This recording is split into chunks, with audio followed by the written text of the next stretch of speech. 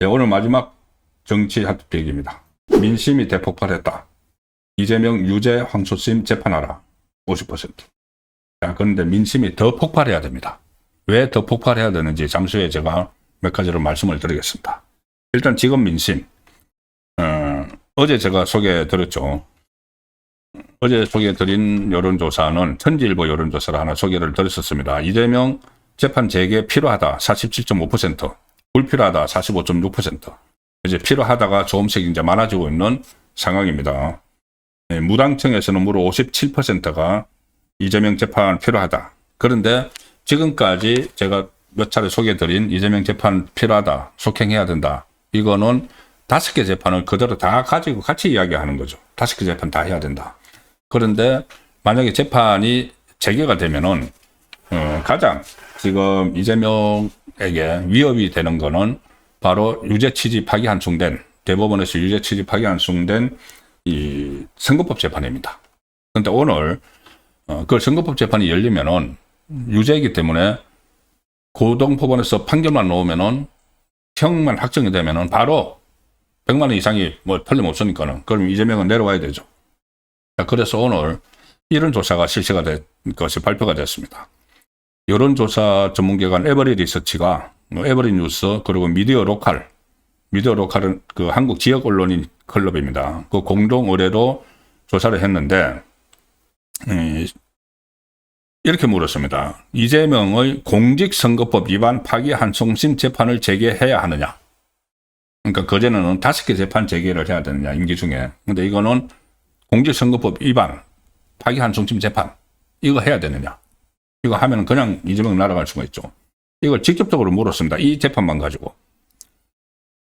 그런데 여기서 이재명의 공직선거법 위반 파기환송심 재판을 재개해야 한다가 50.2%. 과반을 넘어서 버렸습니다. 재개할 필요는 없다가 42.4%. 잘 모르겠다가 7.4%. 자, 여기서 이 같은 조사에서 이재명에 대한 지지율이 어쨌든 이제 수치로 놓은 것은 50%가 넘었는데, 재판을 재개할 필요가 없다가 42%니까 이재명 지지하는 사람들 중에서도 재판을 해야 된다는 여론이 확산되고 있는 거죠. 그러니까 이 재판이 속행되겠어 설마 이렇게 하는 것이 완전히 패배주의라는 이야기입니다. 그리고 특히 이 김종원 이 에버리 리서치 대표가 이 결과를 발표를 하면서 이 여론조사에는 지난 주말에 발표된 검찰의 대장동 사건 항소 포기 여론이 반영되지 않았다는 자체평가가 있었다. 이제 여론조사 팀에서 이게 이 날짜가 조사를 한 날짜가 7일이고 8일이니까 지난 주말에 이게 그 확 논란이 번진 그 부분은 반영이 안 된 거죠. 재판 그러니까 그 항소 포기. 자, 그래서 그거는 반영이 안 됐다. 만약에 이게서 반영이 되면은 이재명 재판 재개 여부에 대한 국민 여론은 다음 국정운영평가 여론조사 할 때 반영이 될 것이기 때문에 그것을 관심 있게 지켜볼 필요가 있다. 이게 반영이 되면은 이재명 재판을 해야 된다는 여론이 확 더 올라갈 수도 있다는 거죠. 자, 그 여론 결과도 나오면 말씀을 드리겠습니다. 자, 그래서 이제부터는 제가 처음에 말씀드린 대로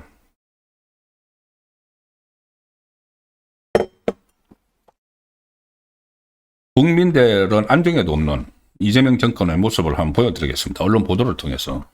본인은 자기 재판 안 피하려고 가진 방법을 지금 다 쓰고 있죠. 그리고 다시 또 내란몰이 시즌2를 시작하는 TF 만들고 여기만 다 정신이 팔려있지 국민 생각과 관련된 데는 정말 신경을 쓰는 건지 안 쓰는 건지 이해한 점이 많습니다. 자, 첫 번째 제가 기사 하나를 보여드리죠. 뷰스앤뉴스 기사입니다. 국민은 안중에도 없는 정권인데 오늘 환율이 146원, 1460원도 돌파를 했습니다. 물가 불안 공포가 확산이 되고 있습니다. 이 상황에서 이재명은 지금 하는 짓이 뭡니까?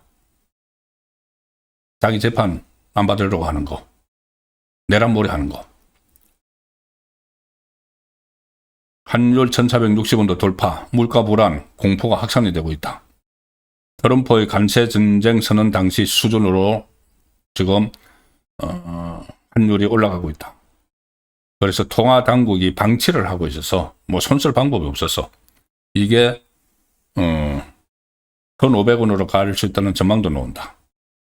오늘 1,460원 돌파. 그리고 한때 1,467.5원까지 치솟았고 전 거래일보다 5.0원이 오른 상태에서 거래를 시작해서 1,460마저 수직 돌파를 했고 환율이 1,460원을 수직 돌파한 것은 도널드 트럼프의 관세 정쟁 선언으로 환율이 폭등했던 지난 4월 10일 이후 7개월 만에 처음이다. 원화 가치 하락은 이 주요국 가운데 우리나라가 가장 가파르다. 그리고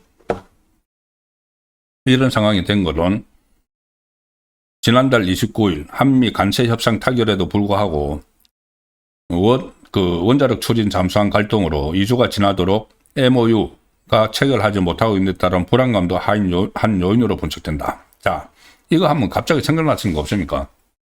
경주에서 이재명이 트럼프를 만나서 또 우리 다 타결해서 협상 다 타결했어. 이제 MOU 그러니까는 어떤 문서화만 하면 돼. 이렇게 이야기를 했죠. 그런데 그 문서화가 지난 11월 4일인가까지 된다고 했습니다. 그게 아직도 강간무소식입니다. 또 국민 속이고 있는 건가요? 지난번에 미국 갔을 때 합의문이 필요 없을 정도로 합의가 잘 됐다고 해놓고는 결국은 그게 아니었죠. 거짓말 한 거였죠. 이번에 또 그런 건가요? 안 나오고 있습니다. 지난주 4일인가까지 나온다고 했는데. 자, 그래서 다음 기사는 디지털타임즈 기사입니다. 디지털타임즈. 아니, 성공적이라는 한미 협상 어디 갔냐? 팩트시트 강간무소식이다. 조인트 팩트시트 공동 설명 자료죠. 성공적이라고 또 해놓고는 또 그렇게 해놓고는 또 이게 도대체 어떻게 된 거냐? 한미 관세 협상을 성공적이라고 평가를 했지만 구체적 내용을 담은 조인트 팩트시트 공동 설명 자료 발표가 계속해서 미뤄지면서 또 논란이 번지고 있다. 팩트시트 발표 시기에 연연하지 않겠다고 용사는 주장을 하고 있지만 이 발표가 늦어지면 늦어질수록 국내 산업계 외교관은 불안감이 커지는 거죠. 그리고 또 오늘 조현이 캐나다로 가서 루비오를 만난다 이런 이야기들을 하고 있는데 그 전에 트럼프 오기 전에 번질나게 장관들 미국 갔다 루비오 만났다 러터닝 만났다 무슨 벤센터 만났다 그래서 다 데리고 된다 해가지고 결국 경주 와서 이 두 사람이 다 합의했다 이 문건만 넣으면 된다 문서만 합의하면 된다 이렇게 했는데 아무것도 지금 없는 상태에서 또 조현이 또 캐나다를 갔다는 둥 협상하러 갔다는 둥 다시 되돌이가 돼버렸습니다.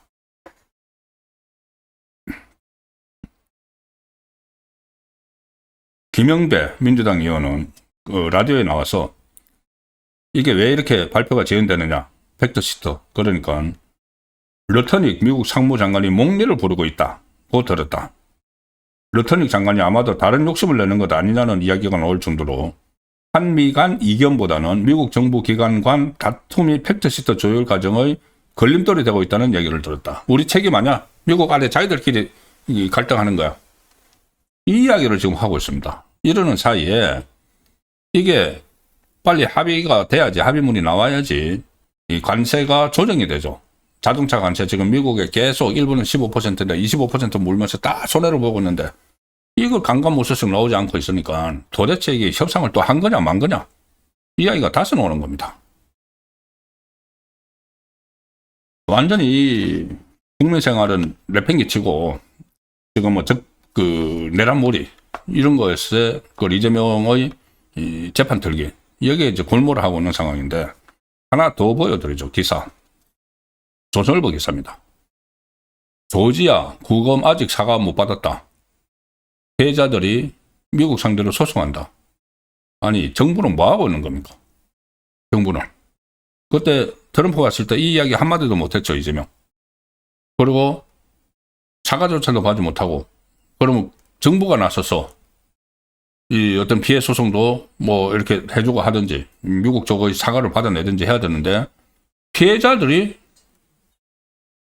미국 상대로 소송을 해야 되는. 이것도 ABC 방송이 보도를 했습니다. 미국 조지아주의 한국 기업 공장 건설 현장에서 이뤄진 이민 단소로 구금됐다가 석방된 한국인 근로자들이 미국 이민 세관 당국국을 상대로 소송을 준비하는 움직임이 있다. 미국 ABC 방송이 이런 보도를 했습니다. 정부는 도대체 뭐하고 있는 거죠? 자, 참 이 과관인데, 결정적인 과관, 참 상당한 기사도 하나 보여드리겠습니다. 마지막으로. 중앙일보겠습니다. 단독 보도인데, 돌아온 청와대 시대, 대통령 집무실 4달 8일 내지 14일 이전. 저 구중 궁굴 속으로 다시 들어갑니다. 그런데 저거 뭐 돌아온 청와대 시대. 지금 친 이재명 정권 언론이니까 중앙일보가 저렇게 제목을 뽑았죠. 이게 뭐 하는 겁니까? 그 전에 각 정권이 있을 때, 우파 정권이 있을 때도, 좌파 정권이 있을 때도 서로 구중 궁굴에서 빠져나와라. 왜 그 용산에 그 청와대 그 안에서 다 숨어 있느냐. 나와서 좀 그 국민 앞으로 나와라 해서 뭐 강화문 시대위원회 문재인 막 그렇게 이야기하고 막 했었죠. 그래서 윤석열 전 대통령이 어쨌거나 용산으로 옮겼는데 이걸 다시 들어간다는 겁니다. 저 청와대가 국민에게 개방이 됐었는데 그거 다 원위치시키고 다시 다 수료해가지고 다시 들어간다. 그런데 관저는 안 들어가겠다. 관저. 저 청와대 저기 파란 대문 있는데 이 오른쪽으로 쭉 가면 그 위에 한 산 중턱 올라가는 쪽에 관저가 있습니다. 그 관저는 안 들어가겠다. 왜? 유흥준이 그런 이야기가 있죠. 유흥준. 지금 그 이재명 정권에서 국립중앙박물관장을 시켰는데 유흥준이 국정감사에서 청와대 안의 관저는 엄습한 자리에서 풍수 문제뿐 아니라 건축가들의 입장에서도 생활 공간으로 부적합하다는 의견이 있다. 그래서 엄습해서 관저는 안 들어간다. 그런데 그 대신 저 청와대 다시 들어가서 직무하겠다. 숨어버리겠다는 이야기로도 들립니다. 저한테는. 이게 이 청와대 복귀를 위한 예비비 259억 원을 의결했습니다. 260억 들여서 다시 들어가는 겁니다. 우리 국민 세금 260억 들여서. 윤석열 전 대통령이 나올 때 용산 이전할 때 378억 원이 들어갔죠. 그러면 그대로 용산에 있으면은 그냥 그대로 있을 수가 있는데 259억 원을 또 들여서 저기 다시 들어간다. 그리고 그렇게 되면은 윤석열 전 대통령이 이전 때 쓴 378억 다시 돌아가는 데 쓴 259억 600억 원 이상이 그냥 공중에 날아가 버리는 거죠. 이게 뭐가 그렇게 급한 상황입니까, 지금? 런내로 들어간다. 딱 했다고 지금 이 12월 8일에서 14일 사이에 대통령 집무실에 이전을 한다. 하라는 일은 안 하고 지금 조지아 그 피해자들이 미국을 상대로 소송을 하는 이런 상황이 되고 한미 협상 도대체 지금 또 어떻게 되는지 오리무중이고 환율 물가 불안 공포 확산이 되고 이런 상황에서 또 청와대를 이전한다. 이거 가지고 저기다 또 전념을 하는 그런 일까지 지금 발생을 하고 있습니다.